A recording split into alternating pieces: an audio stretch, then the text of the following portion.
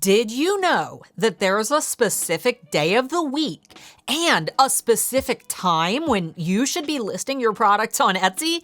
I didn't until our CEO at eRank did a bit of research into when the most checkouts are being made on Etsy, as in the exact day and time when people are actually spending money. And the results that he sent me will completely change your Etsy strategy.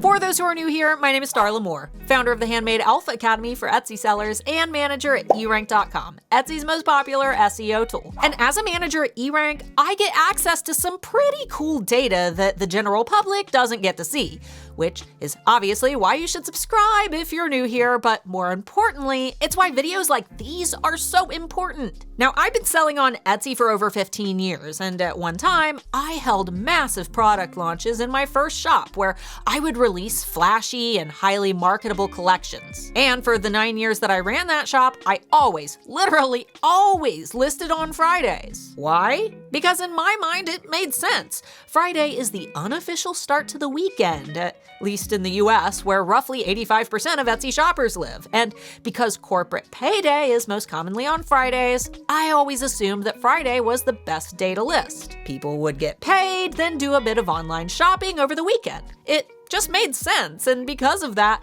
I've been listing on Fridays in every shop that I've ever run for over 15 years. But it turns out I've been wrong. For over 15 years, I've been wrong. And not just a little wrong. In fact, I may have been unknowingly listing on one of the worst possible days of the week. Now, a few weeks ago, I asked our CEO at eRank, Anthony Wolf, if there was a way to see the best day to list on Etsy, based on when the most checkouts were being made. It's not something that we'd ever really considered in terms of data, so he spent a few weeks generating heat maps, or basically color-coded charts that show us hot spots when it comes to Etsy activity, such as checkouts. And every week, the data showed the same results. Think of it like a weather map, with the red having the highest number of checkouts and green having the least. See these Monday red zones?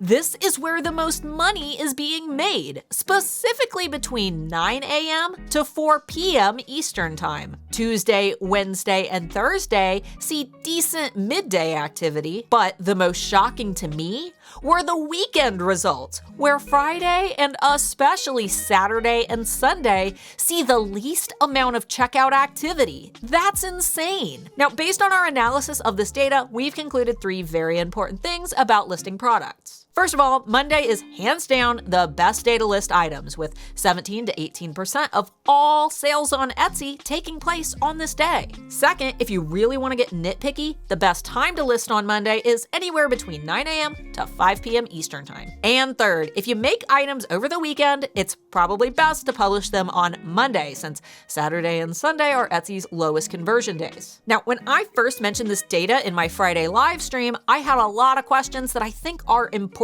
to address. The first and most important thing is that, yes, there are exceptions to this data. Some industries or individual sellers may see great sales on weekends, but the overall data doesn't lie. If you don't already have a great upload strategy for new listings, or if you're like me and you're really trying to fish from the pond when it's the most full, there's no harm in targeting the best possible day based on what we now know about Etsy purchase behavior. But the second thing that I want to bring up is, unfortunately, from my own mouth, or I guess how some of my subscribers have interpreted something that I teach. I thought there was a delay in indexing, so publishing on the most popular day would be too late. Now, this is unfortunately a misunderstanding of what I teach, which is that it takes Etsy time to understand and assign your listings a listing quality score, thus building an organic rank, which may sound like a big wad of word spaghetti, so let's dig even deeper. The first thing to note is that it does not take Etsy time to show or index your listings. Your listing isn't invisible when you first list it, nor is it not ranking. This happens immediately. It may not be ranking well, but it does exist in Etsy search pages and it is ranking. What takes time is organic ranking, or ranking that is built over time and that holds more longevity for your listings. Organic ranking is what we want to work towards when we first list an item. As you probably know already, when you first add a listing, Etsy gives it a slight boost in search to see how customers interact with that listing.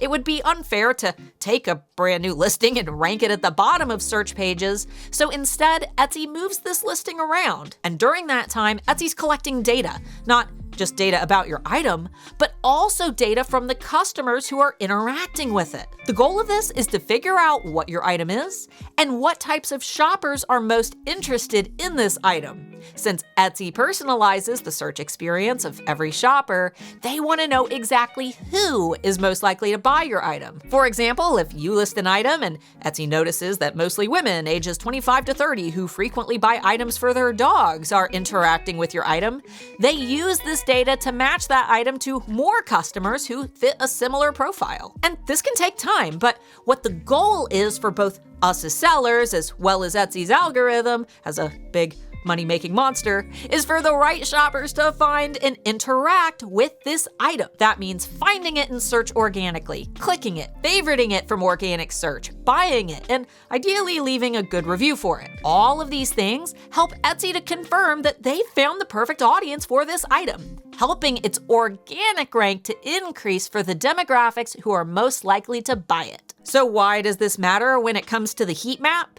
Because we want our new listing to gather data as quickly as possible through positive customer action, meaning that listing during Etsy's highest activity timeframes is like dipping our fishing line into the pond when the most fish are hungry. We're increasing the odds that our new listing will catch a wave, hopefully helping it to be discovered by the perfect shoppers, thus helping Etsy to understand the best shoppers to show this listing to in the future. Mind blown, right? Now, as a big old data nerd, I look at numbers like this and it makes me super excited, but I know not everyone shares the same enthusiasm. In fact, when I first mentioned this data during my live stream, a few sellers mentioned giving up on Etsy because this was just one more thing that they had to remember to appease the Etsy gods. And that's just a really awful way to think about this, because ultimately, you can still be successful even if you list on Fridays or over the weekend. And none of this is a smiting from the Etsy gods. It's just data.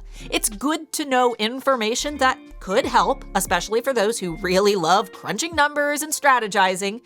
But if you hate the idea of this and you just want to list whenever, that's okay. As always, the most important path to Etsy success is making an amazing item that shoppers want to buy and photographing it well.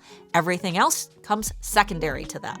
I love data like the heat map that I've presented today because it puts a magnifying glass into the inner workings of consumer behavior. Human psychology is a guiding force that dictates every decision you make, whether you're aware of these decisions or not. In fact, I first started learning about the power of human psychology back when I was a preschool teacher, where I learned firsthand how things like colors and presentation impact emotions from an early age. This foundation springboarded my passion for human behavioral psychology and how brands can literally shape the way that people feel and even the decisions that we make. In fact, these are the same concepts that I now teach to high school students and even colleges, showing young adults the power of psychology and neuromarketing when it comes to business. And as someone who loves to teach, I've also spent nearly a decade doing so through my own online classroom, allowing me to serve small business owners like you all across the world. The Handmade Alpha Academy is my 9-module training program that teaches sellers how to build, market, and grow dominant brands on Etsy step by step. In the Handmade Alpha Academy, we focus on defining your ideal target customer and effectively targeting them through proven psychological triggers. In fact, we're currently the only Etsy course in the world built on a foundation of neuromarketing, which is why we have over 2,000 students, many of whom run their businesses full-time. Not to mention, I give you a ton of incentives to ensure that you have everything that you need to start your journey, including 1 year of eRank Pro for your Etsy SEO research, annual access to our Alpha Holiday Bootcamp to game you up for Q4 each year, and my favorite, the Product Photography Essentials Workshop by expert photography coach Christina Nicole. And hey, I know that taking a leap of faith is hard. This industry is full of sketchy coaches and false promises, which is exactly why HAA includes a 30-day, zero questions asked money-back guarantee. If you get inside and don't absolutely love the program, we'll refund you in full. Limited registration only takes place from June 14th through June 24th. So if this sounds like something that you may be interested in checking out, be sure to visit the link right here somewhere or down below to check out our success stories and the class curriculum. Until next time, Pookie.